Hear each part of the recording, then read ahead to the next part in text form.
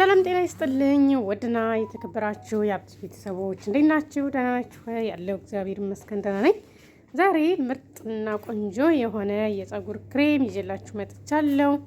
ይህንን ክሬም ማለት ነው ፀጉሬን እንዴት አባቱ አድርጎ እንደሚያሳምረው ማለት ነው ላሳያችሁ። ምናልባት የሚጠቅማችሁ ከሆነ ለእናንተም ልንገራችሁና ተጠቀሙት ማለት ነው። ያው ክሬም ነው ቅባት አይደለም። ያው እኔ ስለምሳሳት ቅባት እለዋለሁኝ አንዳንድ ጊዜ ማለት ነው። እና እንደ ማንኛውም ቅባት ነው የምጠቀመው። እኔ ፀጉሬን ታጥቤ ሳበቃ መጀመሪያ ይሄንን ቅባት ተቀብቼ ጎነጉነዋለሁ ማለት ነው። እንደምታዩት ይሄን ይመስላል። እንግዲህ ለመጀመሪያ ጊዜ ይሄንን ይመስላል ፀጉሬ ማለት ነው። ገና ተገዝቶልኝ መጥቶ ነው።